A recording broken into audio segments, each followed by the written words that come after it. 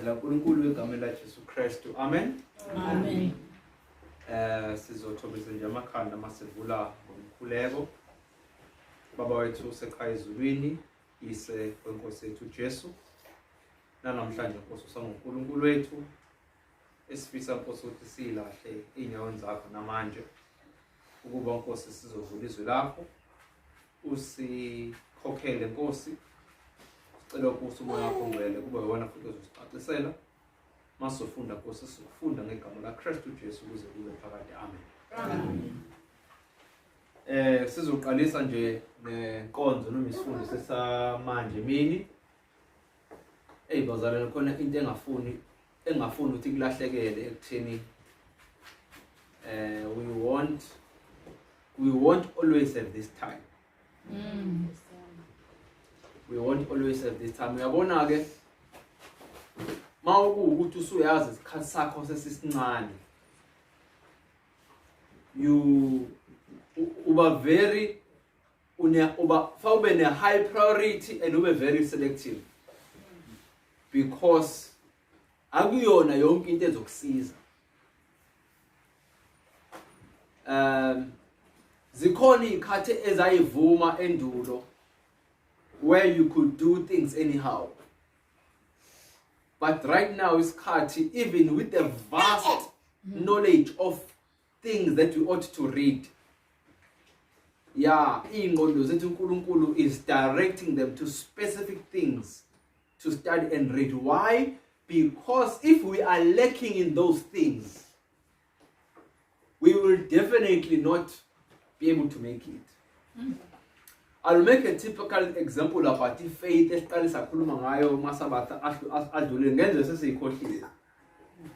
but little Bible, without faith it is impossible to please God. At Ephesians 2 verse 8, we are saved by faith through faith. No, we are saved by grace through faith.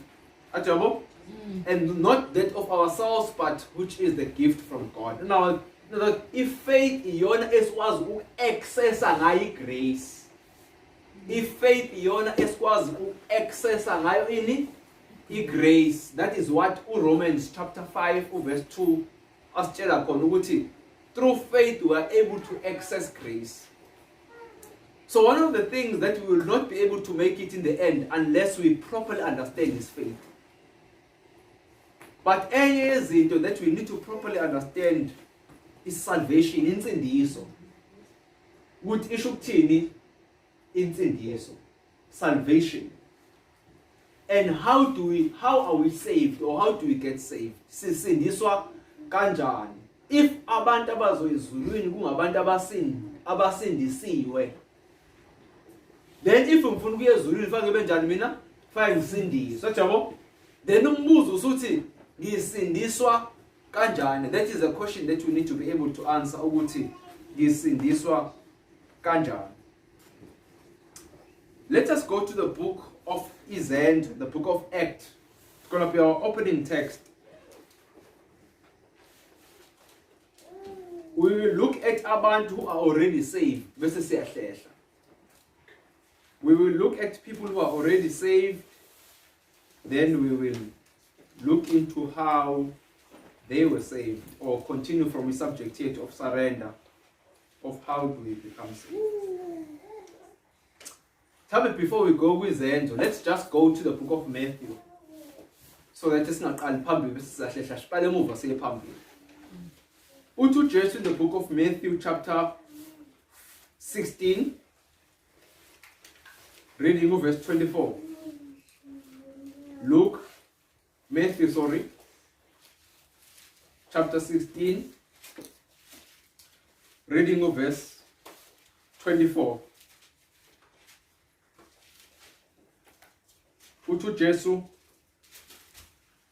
Then Jesus said unto his disciples, if any man will come after me, let him deny himself, take up his cross, and follow me. Uma kukhona kini ofuna ukungilandela, makanjani?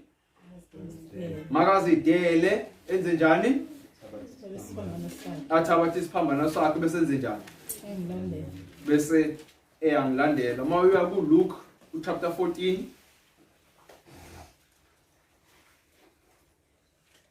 uLuke record a similar event ends record uMatthew ku chapter 16 uLuke uyayirecord na the similar event ku chapter 14 from verse 25 uya 35 kodwa sizobuka uverse 33 uthi so likewise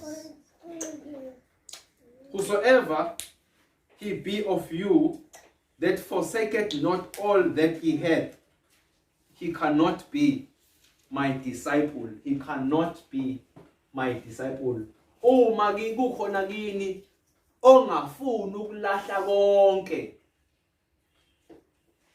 angilandele akakwazi ukuba yini akakwazi ukuba umfundi wami ngaphezulu kwalamavesi uJesu kade echaza ukuthi othanda uma wakhe ngaphezulu kwami othanda umkakhe ngaphezulu kwami othanda ubhuti wakhe ngaphezulu kwami othanda umother in law ngaphezulu kwami akalungele noma akafanele ukuba i-disciple yami. In other words, for us ukuthi sibe ama-disciples sibe abafundi baJesu uJesu must hold number 1 in our lives and number 1 engqondweni zethu and number 1 in our hearts. The one akathi uJesu asingabathandi by this verse but uthi uma uzokwazi ukuthi ugcine wenza into eshiwo uma wakho ngaphezulu kokushiwo yimina, that means wena uthanda uma wakho ngaphezulu kwami. Is the one uthi mawufunda uJesu mayinikeza imiyalo uthi mayi summarize imithetho eyishumi ku Luke chapter 10 ufuna verse 27 uthi love God with all your mind, your heart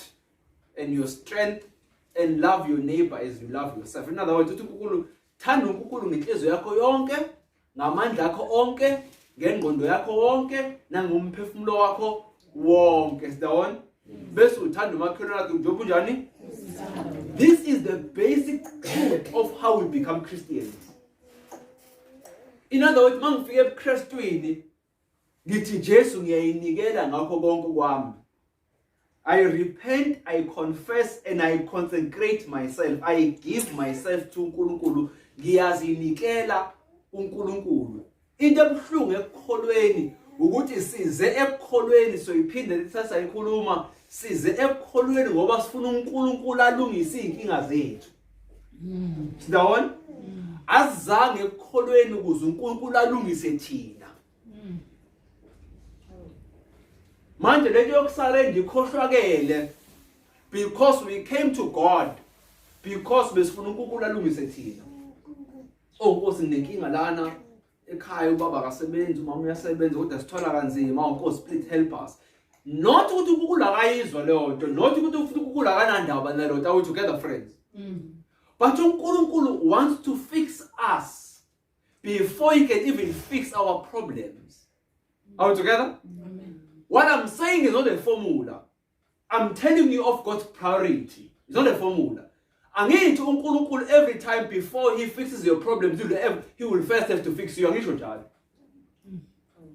Are we together? I'm not giving a formula, I'm giving you God's priority. And if God's priority should be our priority as well, masiye ekukholweni. Ngamanye amazwi, asingaye ekukholweni ngoba sifuna kulungisa inkinga zethu. Are we together? uNkulunkulu angayisebenzisa inkinga ukuthi siye kuyena. Asidawone yini? Kodwa uNkulunkulu mayisebenzisa inkinga ukuthi siye kuyena. Ngamanye amazwi usebenzisa inkinga ukuthi uze kuyena, kodwa uma usuza kuyena iinterest yakhe ukulungisa wena. Hayi inkinga. Sidawone? Kodwa usebenzisa inkinga ukuthi uze kubani. Are we together, friends?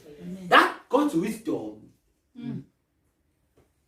So ngamanye amazwi every time uzokwazi ukubuka izinto ngaleyo ndlela, it is because usubukile ukuthi uNkulunkulu usebenza kanjani.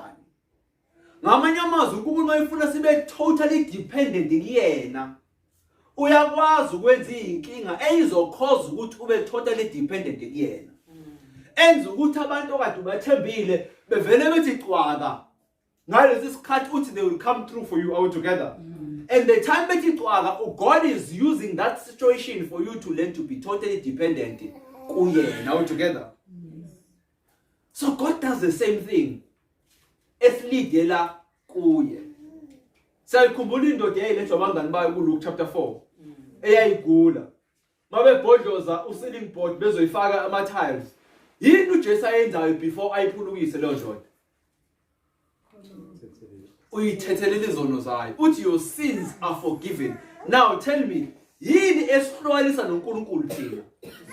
Isono. Isaiah chapter 59 verse 1 and 2 uthi indlebe kaNkulunkulu ayifinyeziwe, no, isandla saNkulunkulu asifinyeziwe ukuthi sikanjani singasisindisa, futhi nendlebe yakhe ayinjani ayivalekile uthi ngayizwi imkhulekeli. Kodwa yini? Izono zethu nobubi bethu bubusithile ubuso baNkulunkulu bani kithina. Are we together, friends? Now when uNkulunkulu wenza uJesu Christ ethi your sins are forgiven, yini ayenzayo? Ususa uginge noma ugange oluphakathi komuntu nani, bese kwenzeka ini between umuntu noNkulunkulu, ubudlelwane. Are we together? uNkulunkulu sesusa into ebizokwenza mina nawe singangena ezulwini, asusa isono, bese sipha amandla ukuthi sikwazi ukuphila impilo enjani engcwele. Are we together? So uJesu Christ manje abantu abaletha le ndoda baconcern bona ngokugula kwale ndoda, kodwa uconcern uJesu ngani? Ngezono zale ndoda. Are we together, friends? That is what insindiso is all about. I-priority yensindiso ukusindisa thina ezonweni zethu. Matthew 1 verse 21 usho njalo uthi kuyawuzala indodana ogama layo libizwe bani? uJesu, ngoba uyakusindisa abantu ezonweni zabo. Uyakusindisa abantu ezonweni zabo. Why uJesu esindisa abantu ezonweni zabo? It's because uRomans 6 verse 23 uthi inkokhelo yesono yini? The wages of death, the wages of sin is death. Inkokhelo yesono ukufa. Ngamanye amazwi uJesu angangisiza mina ngithola umsebenzi, kodwa mangisanesono ngisabhekane nani? Ngisabhekane nokufa. uJesu angangisiza ngithola i-degree, kodwa mangisanesono yini kodwa ngisabhekane nayo? Ukufa. I-interest kaNkulunkulu ukususa isono empilweni yami ukuze ngingabe ngisabhekana nani? Nokufa. That's where salvation begins. If kusanesono ayikho insindiso. Ngingaya enkonzweni nginganikela, but if kusanesono in my life, there is no salvation. There is no eternal life. I might as well forget about heaven. Are we together, friends? So right now, if we are saying Jesus is coming again, then the priority should be, how does God help us get rid of sin? Because we can study everything. We can study bazalwane, we can study diet, nantambama singafunda nange health, but so gcina la ngalo health. Isibhakabhaka masidabuka, we are not going. Because akuyi abantu abadla kahle ezulwini. Are we together? Ngamanye amazwi, in the list of priorities, sin and health. Are we together? Sin and health. But you'll see, esiqhubeka mhlawumbe ku-health even nantambama ukuthi i-health also assist us in overcoming sin. Are we together? Yes.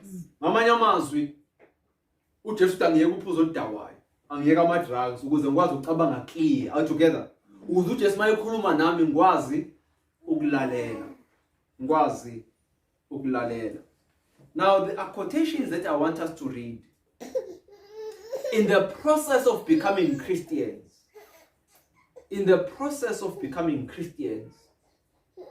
Masfundi Desires of Ages, page 172, paragraph 3. I wish we can listen to this quotation, brother. Are we together? It by an agent as unseen as the wind, Christ is constantly working upon the heart. By an agent as unseen as the wind, Christ is constantly working upon the heart. Little by little, perhaps unconsciously, to the receiver, impressions are made that tend to draw the soul to Christ. These may be received by, or rather, these may be received through 1, meditation upon him. 2, through the reading of the scriptures. 3, or through the hearing of the word from the living preacher. Suddenly, as the Spirit comes with more direct appeal, the soul gladly surrenders itself to Jesus. I will repeat the quotation again. By an agent as unseen as the wind, Christ is constantly working upon the heart. Little by little, perhaps unconsciously to the receiver, impressions are made that tend to draw the soul to Christ. These may be received. Into ngifuna in quotation. Twa uJesu usebenza enhlizweni kancane kancane and kungenzeka lo osetshenzwayo akaboni. Bese sibalelwa indlela uJesu asebenza ngazo enhlizweni yomuntu. Sidawona into kaNkulunkulu. So these may be received, 1, through meditation upon him, through reading of scriptures, and through the word from the living preacher. uJesu usebenza enhlizweni yomuntu. Kungenza ukuthi ucabanga ngaye lo muntu uthi isikhathi esiphila kusona manje sinzima. Ungenze uJesu wayeqinisile wayekhuluma ngalezi ikhathi now together. Noma umuntu ufunda iBhayibheli, he's reading the scriptures.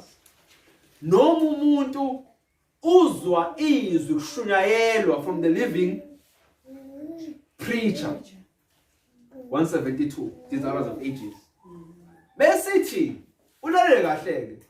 Suddenly, as the Spirit comes with more direct appeal, the soul gladly surrenders to Jesus. When do we read the word? Before we surrender or before we surrender? Before we surrender. When do we meditate? When do we surrender or before we surrender? Before we surrender. When do we hear the word from the living preacher? Now, do you see when we come to church, it doesn't mean that they've surrendered. But God is using the living preacher so that when the word of God is heard, then people will surrender. Altogether. In other words, every time we hear the living preacher, the intention of God is so that people may surrender. Ingakho bese mawufunda iBhayibheli lithi kuyofika izikhathi zokugcineni lapho izinsizwa nezintombi zizogijima phansi phezulu zifuna izwi kodwa zinjani zingalitholi indaba zobe zingalitholi ingoba umusa usuvaliwe umusa. Ngamanye amazwi, there is no purpose of preaching when grace and mercy has closed. Why? There is no one to convert. Now, what is the purpose of preaching? Is so that people can convert and surrender their lives to Jesus. All together. But before a soul surrenders, uNkulunkulu uyasebenza enhlizweni yomuntu through ama meditations afake imicabango ezokwenza ukuthi ucabange ngaye. Asebenza enhlizweni yakho ukuthi ufunda iBhayibheli. Akhulume ngabafundisi nangama preachers. And God does all this. And uNkulunkulu bese enze appeal enhlizweni yomuntu. Suddenly, as the Spirit comes with more direct appeal, the soul gladly surrenders. The soul struggles to surrender. The soul gladly. It's in course. All together. Ngamanye amazwi uNkulunkulu usebenzisa lezi indlela okuncenga inhliziyo. So kungenzeka ukuthi sibaningi kahle sasilizi izwi. It does not mean we've surrendered. We must get to a point after sasilizwile izwi. Wesinkosi ngiyayinikela kuwena. All together. Asikwazi ukuyinikela enkosini singakalizwa izwi ngoba uJesu uthena hambani yobafundisa konke enginifundisa khona. Sidawona? Mabekholwa bese njani niyababhabhadisa egameni likayise nilindodana nemoya ongcwele. Ngamanye amazwi before I surrender, I must be taught. and this is the work of Jesus. In other words, when I'm teaching or when you are teaching, it is God working. God is using the living preacher. God is using the scriptures, and God is using meditation. It is God who's working in the heart.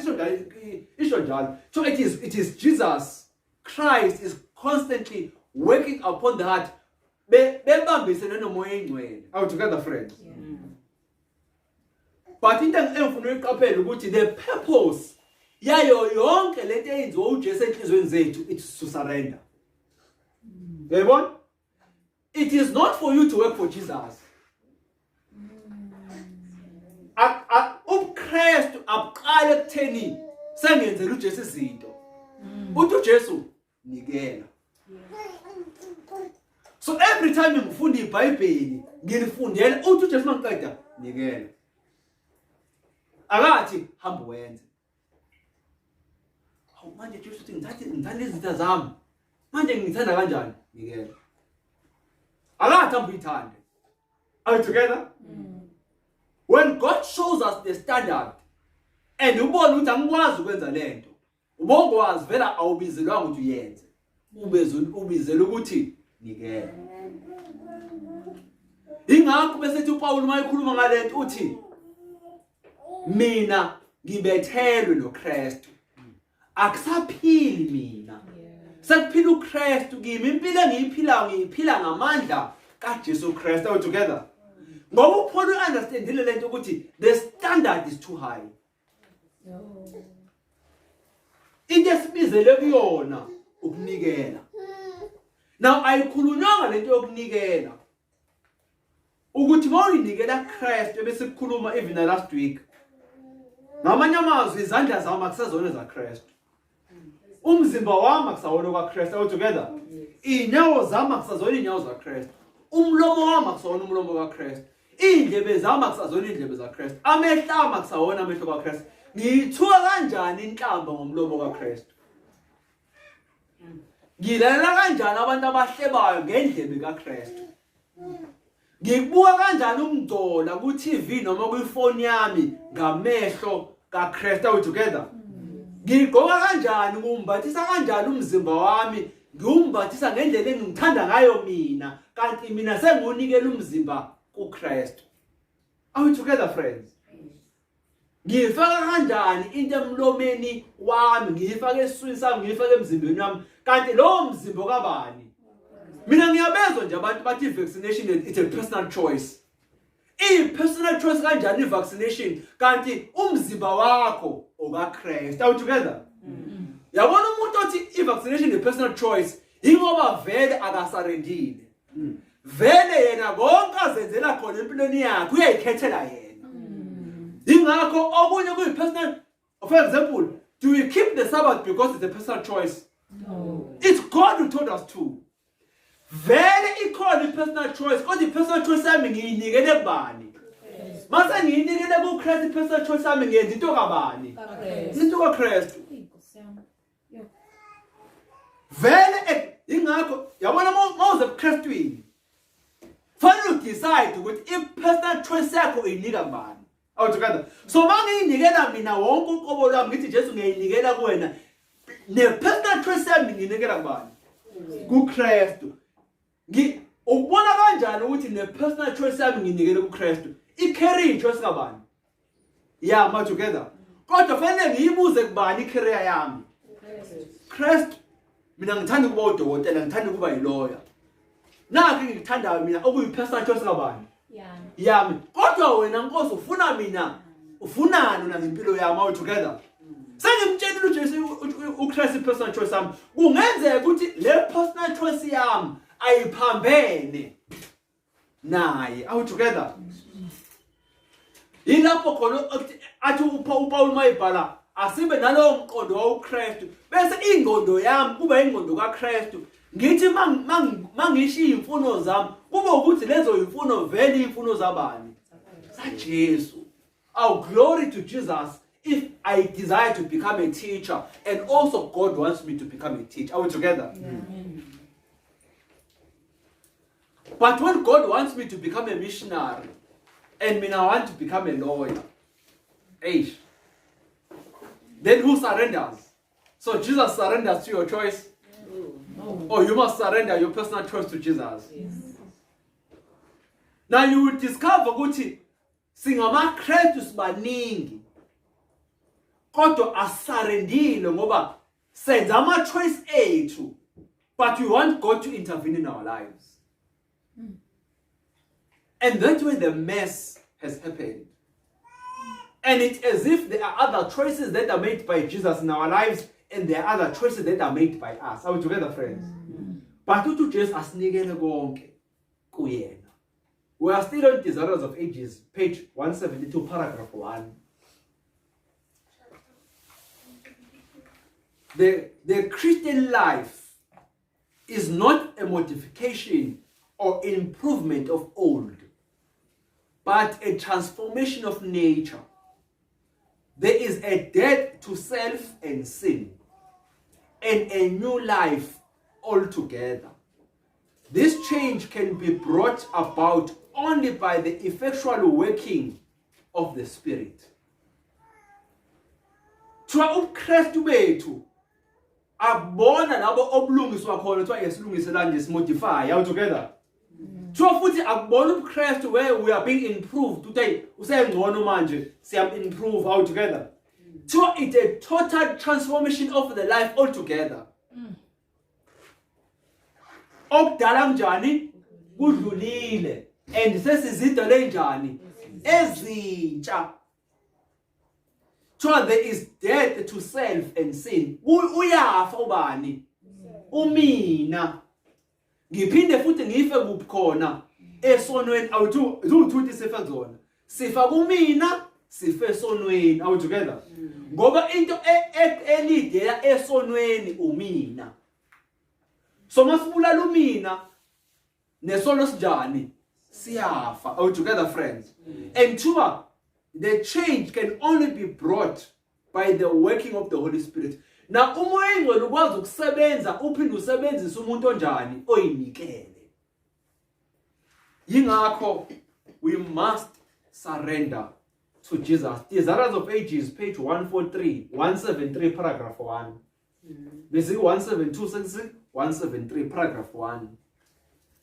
The blessing comes when by faith a soul surrenders itself to God.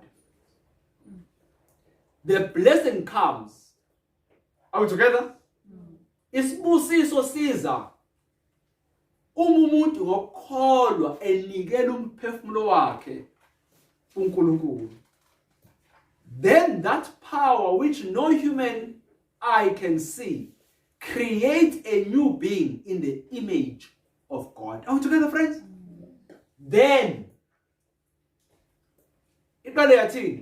the blessing comes by faith when the soul surrenders itself to God. Then that power which no human eye can see create a new being in the image of God. Ngamanye amazwi, uma siyinikela kuNkulunkulu, yilapho umoya engcwele obusuqala kithi enhlizweni nasempilweni zethu ukhanda i-image kaNkulunkulu noma umfanekiso kabani. Ngamanye amazwi uNkulunkulu ukhanda umfanekiso wakhe kobani? Kubantu abayinikele.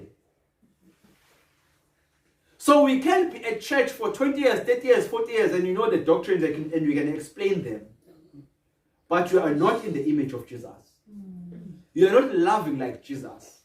You are not forbearing like Jesus. You are not patient like Jesus. You are not temperament, or you are not temperance like Jesus. Are we tibile? Are we tobile? You are not humble like Jesus. What's the problem?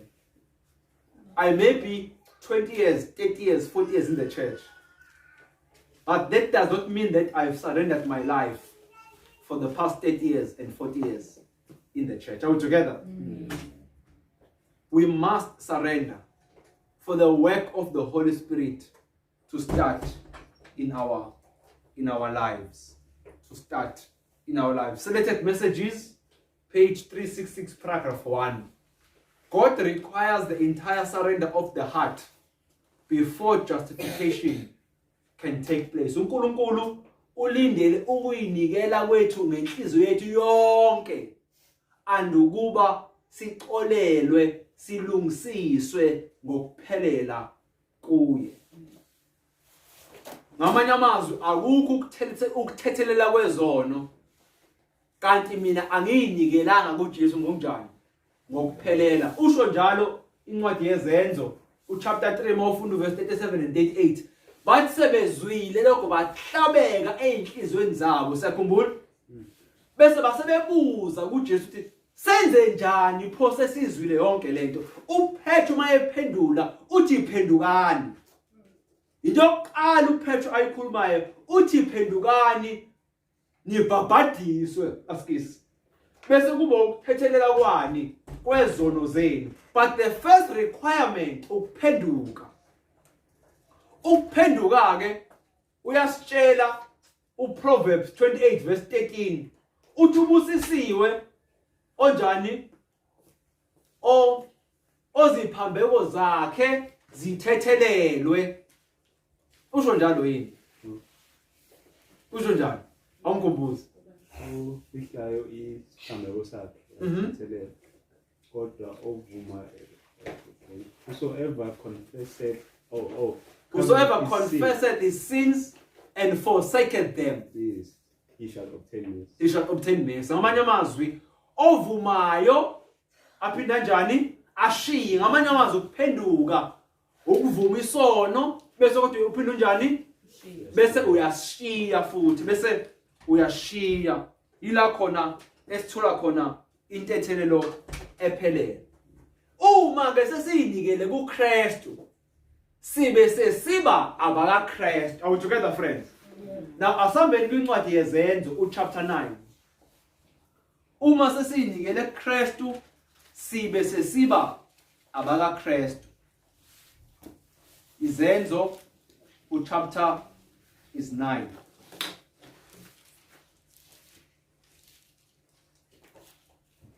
Ozosifundela nje or it's fine, I will read.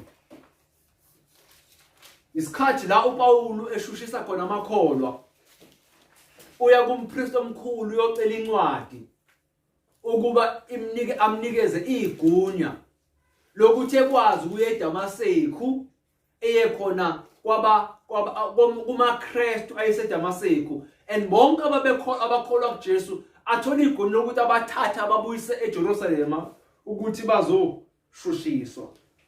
Lithi iBhayibheli, and Saul yet breathing out threatenings and slaughter against the disciples of the Lord went into the high priest. Obani uPawulu ayebazonda abantu abangabafundi babani baJesu Christ. Are we together, friends? Now iBhayibheli isifundisile ukuthi uba kanjani umfundi kabani kaJesu. Thena masiyidele sithabathe isiphambano sethu sinjani simlandele. Masiyidele sithabathe isiphambano sakhe simlandele. Now iBhayibheli isitshela ukuthi uPawulu ephefumululaka nenzondo yalabo ababengabalandeli baKristu and desired of him the letter to Damascus to the synagogue, that if he found any of this way on this way, whether they were men or women, he might bring them bound to Jerusalem. Verse 3 uthi, as he journeyed, he came near Damascus, and suddenly there was shine around about him, a light from heaven.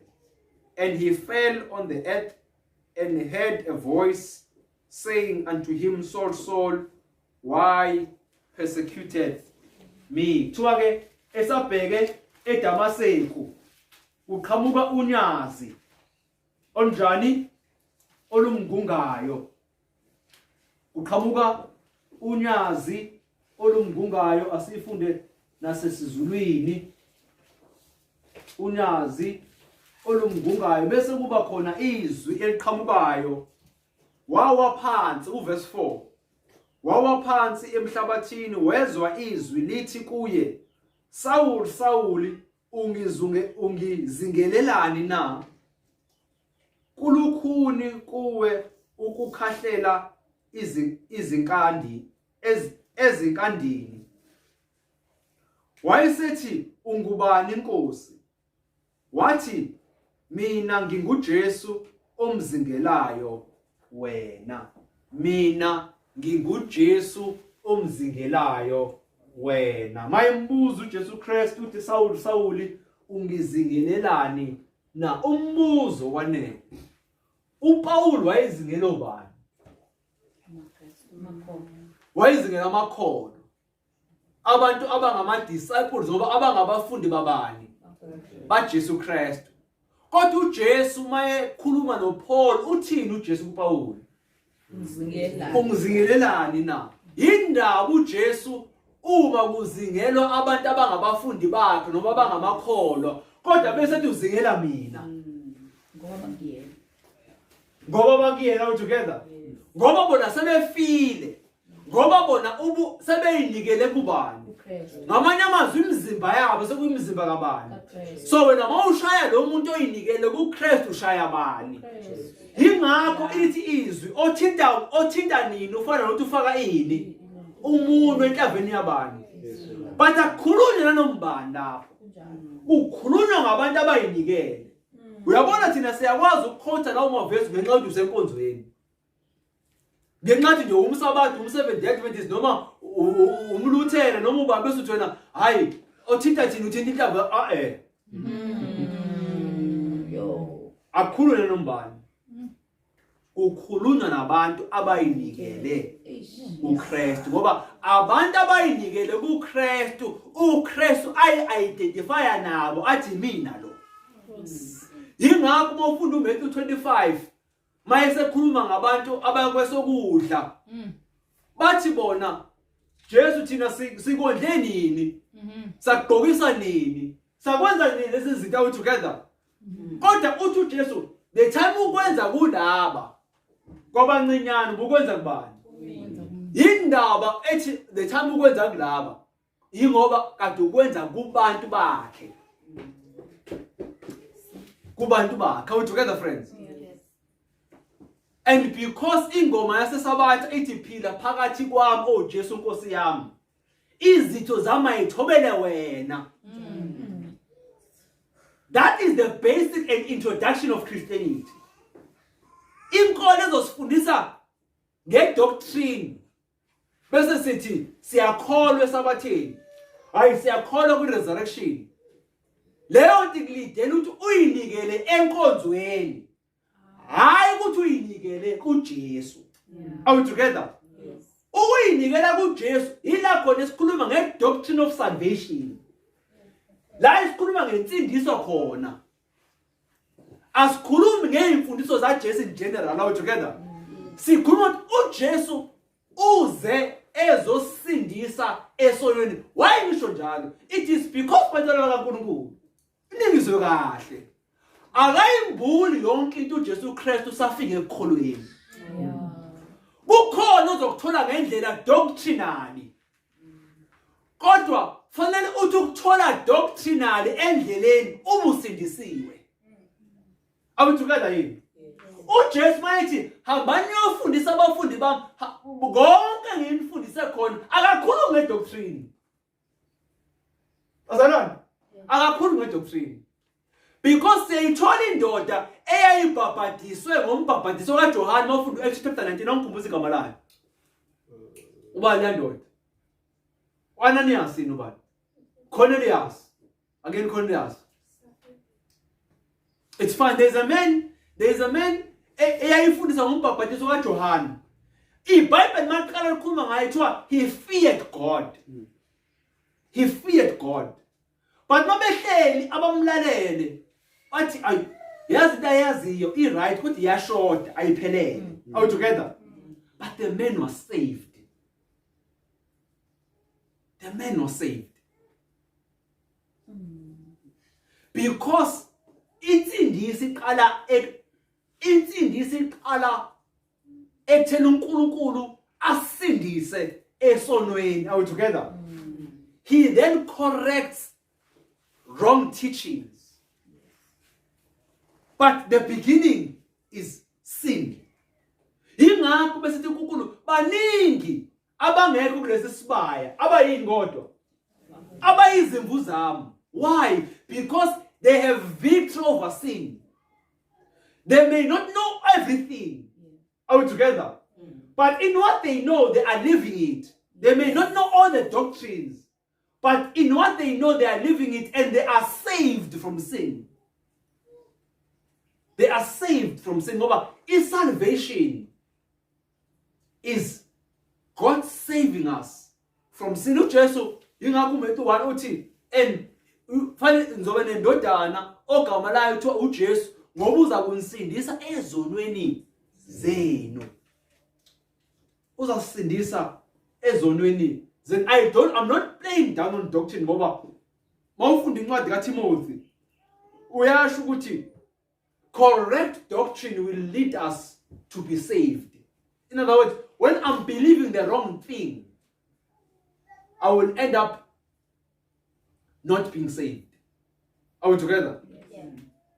Because, for example, if I believe that God understands, and so ngena ngomusa ezulwini vele nami ngumuntu, are we together? And you believe that, are we together? Okay. Yes. Then you are likely to have a wrong experience in your Christian life. Yes. Abo?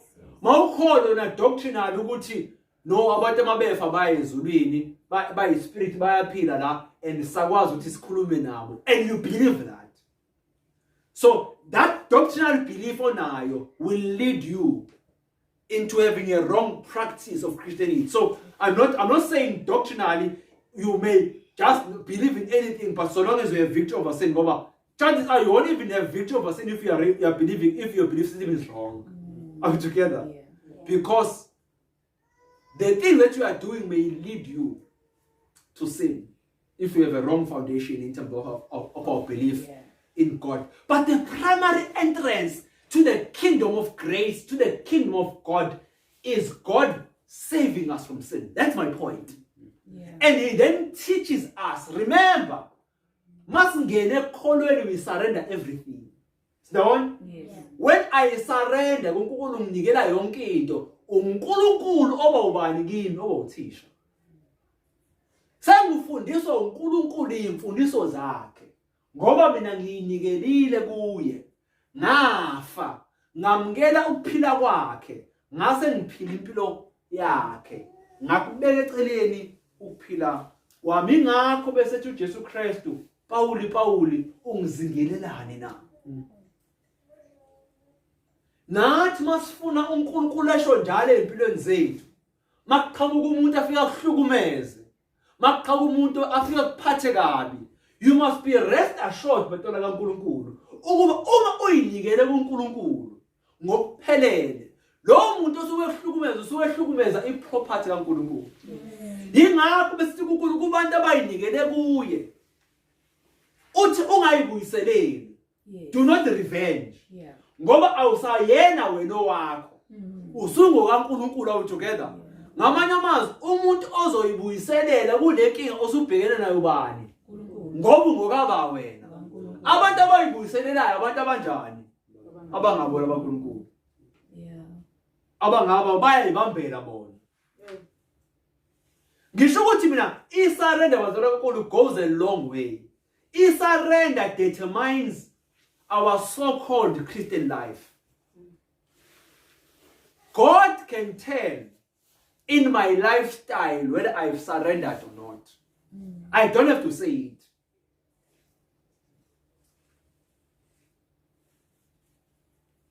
Besifunde kuseni la, you step to Christ. With every morning, consecrate yourself. Lay your plans before God. Surrender your ideas, surrender your thoughts. Ask God, what would you have me to do? Bazalwane, I think I did. Paul ufuna verse 6. uKristu esethe uPawulu, Saul, why do you persecute me? Uthi kodwa vuka ungene emzini oza kutshelwa lokho omele ukwenze. Uza kunjani? Uzakutshelwa lokho omele ukwenza. Uzakutshelwa lokho omele ukwenze. Asifunde ngesingisi ngoba isiZulu khona engakuvezi okubuzwa uPaul uqobo lakhe. Uthi verse 6, and he trembling and astonished said, Lord, what wilt thou have me to do? And the Lord said unto him, arise and go into the city, and it shall be told thee what thou must do. Are we together? Yes. Now isiZulu asikuvezi okushiwo uPaul, yabo? Kanti uPaul yena oqala abuza umbuzo ethi, and he trembling eqhaqhazela ethukile wathi inkosi ngenzeni? What will thou have me to do? Ungathanda ukuthi ngenze. So the first point enziwa uPaul uma ehlangana noJesu uthi inkosi ngenzeni. He surrenders his life to Jesus. Akathi mina ngithanda ukwenza ukuthi. Njengoba ebheke eDamaseko wenza lokho obekufuna ubani? Obekufunwa uye. Ngamanye amazwi umuntu ongasarendile ngibona ukuthi efune enze ngendlela kabani? Ngendlela yakhe. Kodwa as soon as uPaul ehlangana noJesu uthi, Lord, what will you have me to do? Yeah. Usathi uJesu vuka uye emzini, uye kwisithi, uye emzini, bazofika bekutshele lapho ukuthi unjani. Athi uyabona uJesu Kristu ukuthi usebenzisa abanye abantu empilweni kaPaul ukukhuluma naye. Akamtsheli direct. Umuntu osarendile, he is willing to listen to the messengers of God. Because khumbula sifundile la uthi uNkulunkulu uses ama living preachers to work in the hearts of men. So you can ask God today, Lord, what will you have me to do? God may not necessarily answer you. He may send someone else to tell you what you have to do. So long as if you are conscious of God's dealings, you will be ready to hear, this is God speaking to me. If you are not sure, go ask God. God, I was asking you to guide me here and here. And so came and told me this and that and that. Was that you? Are we together? uNkulunkulu ukhuluma noGideon uthi akahambe emaFilistane enqoba impi. Uyasaba uGideon uthi awungeke, I'm scared. Uthi uNkulunkulu, it's fine. Ehla uye emzini uyolalela, I will give you a confirmation ukuthi lempe yakho. Mayefika uzwa amadoda kanjani ayakhuluma athi athi uIsrael uzosinqoba. Kunzima nje siyasaba and nje yabo. And mayezwa lo uGideon athola amandla ukuthi indeed God has given the kingdom to me. So sometimes when you are not sure whether what I heard is correct, it is not a lack of faith to ask for confirmation. Okay. Then to move forward because what you heard is what you want. Uyabona ma ufuna into ethile mawuthi nje Nkosi ngiyithenge le moto. Bese vele qhamuka nje into ezongathi iya confirm ukuthi iyithenge. Because vele ngiyayifuna. Ngenzayifuna iconfirmation yesibili nesithathu. Ngizosebenzisa lo kuqala. Ngoba vele into econfirming into ebenjani mina? Vele bengiyifuna. But uNkulunkulu maye confirm into ebengingayifuni. Ngizobuza ka 15. Nkosi ngisho ajo ngisho ukuthi that must not be the attitude. When uNkulunkulu confirm into engiyifuna noma engingayifuni, my deepest desire should be, is this it, Lord? Is this it?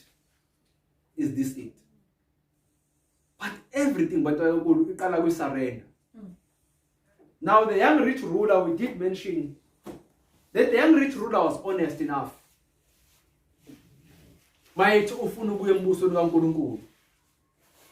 Bese uNkulunkulu gcina wonke umthetho. Ithi young rich ruler, no, I've kept all the law. Bese uNkulunkulu hayi ke hamba udayise konke nakho. Bese unjani? Bese ubaba mpofu bese unjani? Bese uyamlandela. Yeah. The young rich ruler was not ready to part with his things. Yes. And he decided not to follow Jesus. Go John chapter 6. Asemfundeni John chapter 6. Eshumayela uKristu. Masifunda uverse 63 mangaphosisi.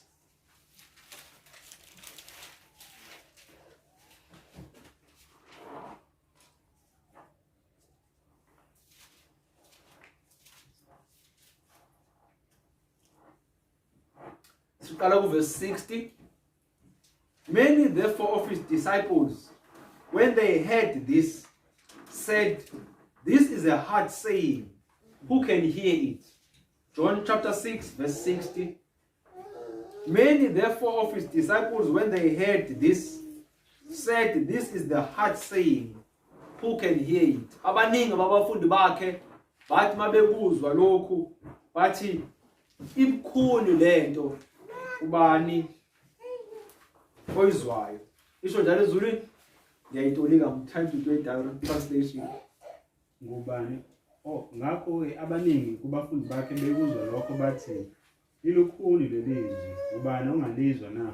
Libukhuni lelizwi ubani ongalizwa na? Verse 66 athi from that time many of his disciples went back and walked no more with him. Now indlela udisciples abawusebenzise ngawo la is very loose. Sidawona? Basebenzisa udisciples wama-learners. Lokuthi nje niseklasini. Unobona ama-disciples aJesu. Ama-disciples aJohane. Ukuthi they were teachers wa-Israel and labo teacher bebe nani? Bebe nama-disciples. Kanjalo. But when God begins to speak about discipleship in terms of the gospel and in the context of being born again, uthi ukuze ube disciple yami zidele uthathe isiphambano njani ungilandele. Kodwa at this time wayenabafundi nje abaningi uJesu abantu ababefunda kuye. And at this point uJesu eshumayela lentshumayela ayishumayela uthi mayeqeda uJesu bathi ayimkhulu lento esho uJesu. And ithiwa abaningi banjani bajika amafundi verse 66 uthi from that time many of his disciples went back bajika babuyele emuva and walked no more with him, bangaphinde bahamba naye. Inkinga yobuKristu namhlanje baningi abantu abangena ebuKristwini noma sibaningi singena ebuKristwini kodwa siyinikelile yonke into noma sizizwe izinto ezikhulu eshiwe enkonzweni kodwa uyaqhubeka ube la noma ungayenzi lento. Ungani uphaka uyiphikise udebate kunokuthi uthi ikhulu lento ade ngihambe ufuna ukuhlala khona la kodwa uphikise. Okay. Uphikisa yonke into ke ayikho into evumayo nje wena. But these people were honest enough to say this is difficult. Yeka mina lento sayocabanga kahle. Every time the standard of Christianity is risen up, people define it, but ayikho lento. If I believe they were honest, the young rich ruler was honest. This is difficult. Let me go prepare myself. Ngiyilandele kwamanje lento athi ngibe ngiyocabanga kahle uJohn. Bajinga lapho ukuze mawulandele ungalandeli ngama terms and conditions akho. Landela ngama terms and conditions alento ongena kuyona uJohn.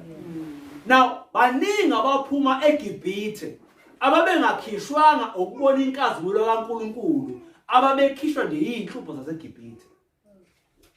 Even kukhona abantu baseGibhithe abaphuma noIsrayeli sibiza nge-mixed multitude abaphumanga eGibhithe ngokukholwa kuNkulunkulu wakwa-Israyeli baphuma ngokubona imisebenzi emihle ayenzayo hayi ngoba bemkholwa. And they were mixed together into Israel. Mawufunda umoya wesiprofetho i-patriarchs and prophet to abeka abantu ababeyisiningiso endleleni kaMose yokukhipha abantwana baka-Israyeli bephuma eGibhithe beyeKhenani njengabantu ababeseGibhithe noma njengabantu baseGibhithe abaphuma kodwa bayihlanganisa no-Israyeli kodwa bangayinikela ku-Israyeli ngokuphelele. Ibona abagcina beyisiningiso ku-Israyeli ukuthi uIsrael ugcina uyile ndlela owawuyiyona ephambene noNkulunkulu. uNkulunkulu kulindele ukuthi siyinikele kuye ngokuphelela. Uvolume 6 weBible Commentary upage 1075 paragraph 1. Volume 6 weBible Commentary 1075 paragraph 1. The new birth experience is a rare experience. Rather, the new birth is a rare experience in this age of the world. This is the reason why there are so many perplexities in the churches. So many who assume the name of Christ are unsanctified and unholy. They have been baptized, but they were buried alive. Self did not die, and therefore they did not rise to the newness of life in Jesus. The new birth experience is a rare experience in this age of the world. This is the reason of this rare experience of being born again. This is the reason why there are so many perplexities in the church. If you want to know why are we having so many problems in the church, it is because many of us in the church, we are not born again. Asizaliwe kabusha. Asisindisiwe. And this is the reason why we are studying about this. It is so many who assume the name of Christ are unsanctified and unholy. Being unsanctified, what does it mean? In simple terms, unsanctified. Asingcolisiwe kusho ukuthini lokho? Okay, there's a simple term engiyifunayo. Being sanctified kusho ukuthini? Makuthiwa into is-sanctified, lokho kusho ukuthiwa ingcolisiwe. Kusho ukuthini i-definition ka-sanctified kusho ukuthini? Set apart. So the Sabbath is sanctified because Genesis chapter 2 verse 1 and 2, and God blessed the seventh day and sanctified it and set it apart. Meaning he set it apart from the 7 days. What in these 7 days, this one is set apart, it's my holiday. In other words, I'm setting it apart. So now we are sanctified. We are set apart. For what purpose? For holy use.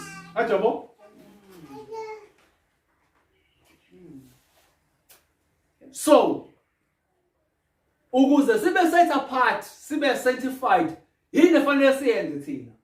We must surrender. Because ngiyayinikela mina ukuthi wena ungisebenzise ngokuthanda kwakho. Why do we call that process being set apart? It is because many people in the world have not surrendered to God. Now uNkulunkulu akanabo abantu abaningi emhlabeni angabasebenzisa because akekho inikele kuyena.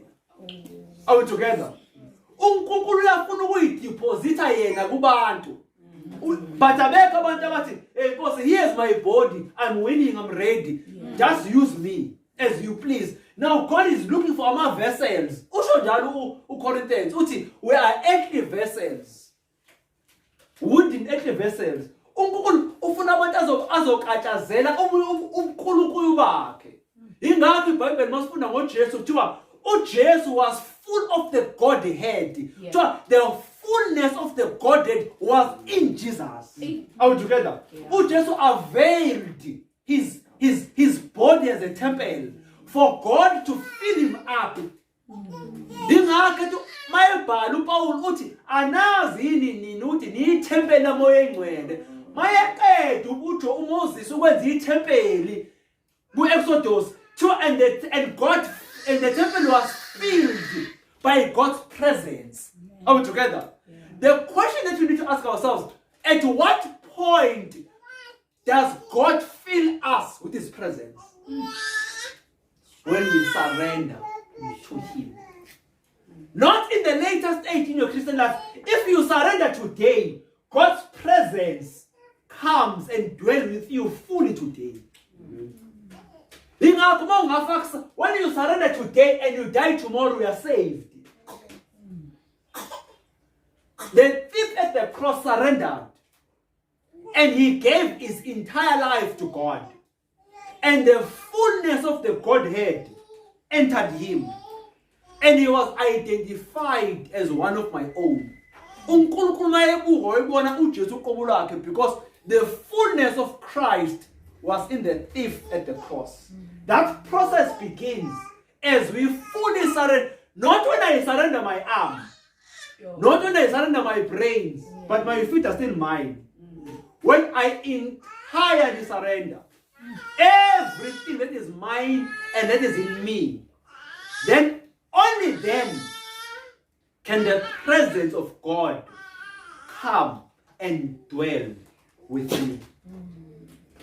Apart from that, this experience of total surrender and the experience of being born again will not happen. I may show from there and there, I may show there and there good dispositions. I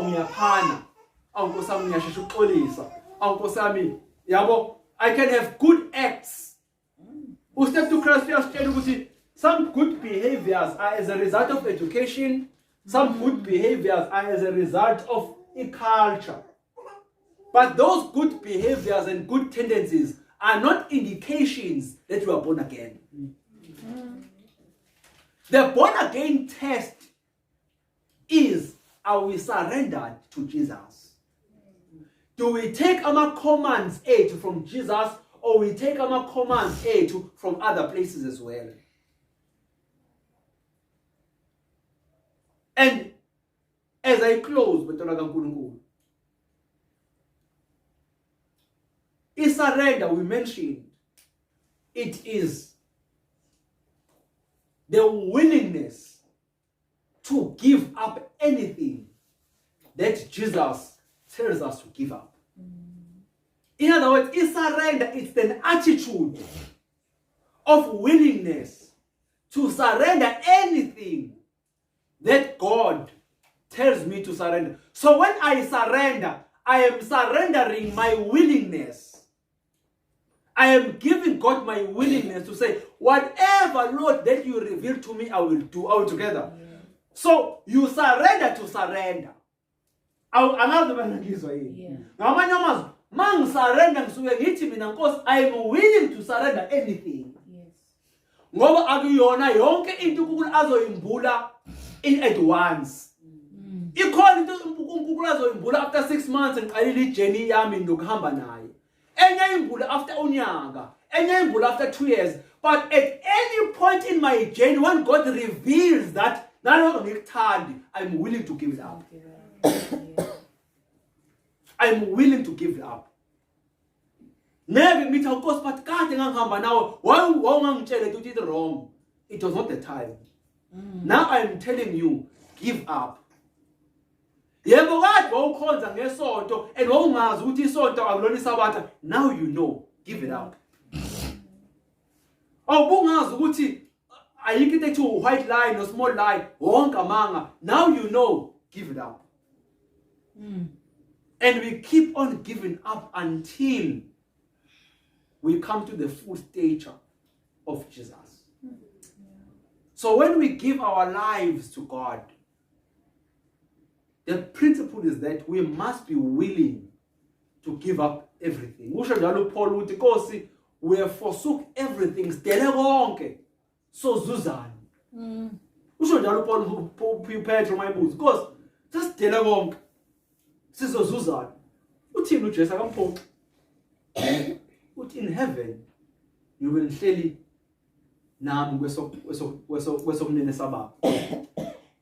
you as 12 disciples, you shall have 12 seats. If I'm not quoting the verse wrong, if I'm remembering correctly. You shall have 12 seats and judging the nations. So already the reward of forsaking everything is eternal life. Now, what is it that I will not be willing to surrender in this life? Yes. When whatever I surrender in this life would mean to me eternal life. Yini ebukhulu engangayishiya uma kanti ukushiya kwami izinto la emhlabeni inkokhelo yakho kuzoba ukuphila okuphakade. So whatever that the Lord wants us to surrender versus eternal life, we need to decide which one holds more weight in our lives. Sengathi uNkulunkulu angasibusisela ukufunda kwezwi lakhe ngegama la Jesu Kristu. Amen. So thobisa nje amakhanda masivala ngomkhuleko. Baba wethu usekhaya ezulwini, ise wenkosi yethu Jesu, namanje Nkosi emini siyabonga Msindisi olungileyo, izwi lakho Nkosi elicacile kithi ukuba Nkosi insindiso ifika kanjani empilweni zethu. Nkosi weza wena ngendodana yakho Msindisi olungileyo ukuba uyosindisa esonweni, ukuba Nkosi sibe nokuphila okuphakade. Isho njalo Nkosi ivesi esilaziyo ukuthi uNkulunkulu walithanda izwe kangaka waze wanikela ngendodana yakhe ukuba yilowo nalowo okholwayo angabhubhi kodwa abe nokuphila okuphakade. Msindisi olungileyo, siyacela Nkosi ngabanye uyalazi uhambo esesibe nalo nawe. Oh Nkosi, but we pray that you may afford us, Nkosi, the spirit of surrender